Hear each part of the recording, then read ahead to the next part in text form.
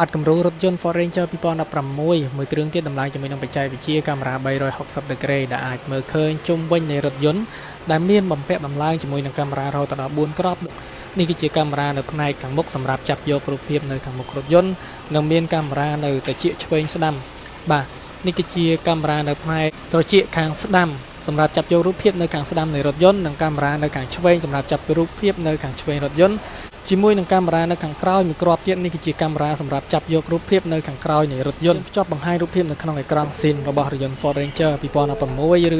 19គឺដូចគ្នាដែលមានអេក្រង់នៅខាងក្នុងនេះគឺជាការបង្ហាញរូបភាពនៃកាមេរ៉ាបាទនៅពេលដែលក្រោយដំឡើងកាមេរ៉ា4គ្រាប់ហើយគឺយើងអាចមើលឃើញនៅខាងមុខខាងក្រោយខាងឆ្វេងនៃរថយន្តគឺខ្ញុំអាចធ្វើការសញ្ញោស្ដាំគឺយើងឃើញនៅខាងស្ដាំនៃរថយន្ត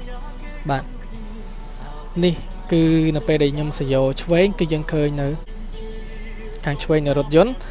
ហើយនៅពេលដែលបើកទៅមុខគឺយើងឃើញនៅខាងមុខនៃរថយន្តនៅពេលដែលខ្ញុំរយ៉ាក្រោយគឺយើងឃើញនៅខាងក្រោយនេះបានច្បាស់ល្អជាមួយនឹងកាមេរ៉ា SONY sensor lens ដែលឃើញនៅខាងក្រោយរថយន្តហើយសញ្ញា sensor នៃការរថយន្តគឺឃើញបង្ហាញនៅទីនេះដដែលសញ្ញា sensor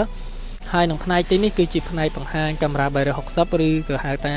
ឃើញជុំវិញនៃរថយន្តនេះគឺយើងក្រោយ set up គឺឃើញមុំកាមេរ៉ាបានត្រូវគ្រប់ជ្រុងទាំងអស់ដែលយើងអាចមើលកម្លាតនៃអ្វីដែលនៅជុំវិញរថយន្តយើងបានច្បាស់ត្រឹមត្រូវផងដែរជាមួយនឹងកាមេរ៉ាថ្មីនេះគឺយើងមានប៊ូតុង view សម្រាប់ម្ចាស់រថយន្តគឺយើងអាចចុច view នៅទីនេះខ្ញុំអាចចុចបិទកាមេរ៉ាបាទខ្ញុំអាចចុចបើកកាមេរ៉ាហើយខ្ញុំអាចចុចមើលនៅខាងស្ដាំនៃរថយន្តខ្ញុំអាចចុចមើលនៅខាងឆ្វេងនៃរថយន្តខាងមុខហើយឬក៏ខាងក្រោយនៃរថយន្តចំពោះជុំវិញនៃរថយន្តគឺខ្ញុំអាចចុចមើលបានគ្រប់ជ្រុងនៅក្នុងចង្អុលដៃនៅលើប៊ូតុងនេះតែម្ដងងាយស្រួលហើយនៅពេលដែលខ្ញុំចង់មើលពេញអេក្រង់គឺ full ឬក៏ហៅថា180 degree នៅខាងមុខខ្ញុំចុច hold 3 second គឺឃើញពេញអេក្រង់នេះគឺជាផ្នែកកាមេរ៉ានៅខាងមុខបាទនៅពេលដែលខ្ញុំចង់ឃើញនៅខាងស្ដាំនៃរថយន្តខ្ញុំចុចខាងស្ដាំនេះក្បាលរថយន្តគឺឃើញដល់កតុយរថយន្តតែម្ដងគឺ180 degree នេះគឺខាងឆ្វេងបាទនេះគឺក្បាលរថយន្តនេះគឺកតុយរថយន្តគឺឃើញ180 degree គ្នានេះគឺខាងក្រោយ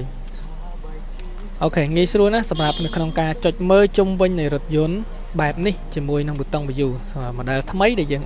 បាទសម្រួលនៅការប្រើប្រាស់របស់អតិថិជនឲ្យងាយស្រួលនៅក្នុងការបើកកាមេរ៉ានៅពេលដែលយើងកំពុងតែបើកបរគឺយើងអាចចុច view មើលនៅក្នុងនេះតែម្ដងដូច្នេះសុវត្ថិភាពគឺកាន់តែខ្ពស់សម្រាប់ការបើកបររបស់អតិថិជនគឺអតិថិជនអាចមើលជុំវិញនៃរថយន្តនៅខាងស្ដាំនៅខាងឆ្វេងដែលអតិថិជនពិបាកនៅក្នុងការស្មាននៅពេលដែលយើងបើកបរនៅពេលដែលយើងចូលចតឬអេបគឺយើងអាចមើលនៅខាងក្នុងនេះបានត្រឹមត្រូវច្បាស់លាស់នៅចំហៀងខាងកង់ថ្ពាល់ស្ដាំរបស់យើងជាពិសេសហើយនៅពេលដែលយើងរយ៉ាក្រោយគឺខាងក្រោយដែលយើងត្រូវការមើលនៅខាងក្រោយយើងនេះបានច្បាស់ត្រឹមត្រូវ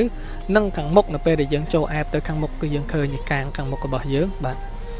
គឺត្រឹមត្រូវណាស់សម្រាប់ក្នុងការមើលឲ្យសុវត្ថិភាពតែជនដែលបើកបររថយន្តពិបាកក្នុងការស្មានបាទអញ្ជើញដំឡើងជាមួយនឹងបច្ចេកវិទ្យាកាមេរ៉ា360 degree ឬយើងហៅថាកាមេរ៉ាមើលជុំវិញឡាននេះគឺមានអត្ថប្រយោជន៍ជួយសម្រួលនិងបង្កើនសុវត្ថិភាពដល់ការបើកបររបស់អតិថិជនគឺអតិថិជនច្រើនដែលពេញចិត្តជាមួយនឹងបច្ចេកវិទ្យាកាមេរ៉ា360 degree នេះព្រោះវាអាចជួយបាននិងមានមុខងារថតសកម្មភាពនៅពេលដែលយើងបើកបររថយន្តផងដែរបាទអរគុណច្រើនសម្រាប់គំរូនេះផងដែរ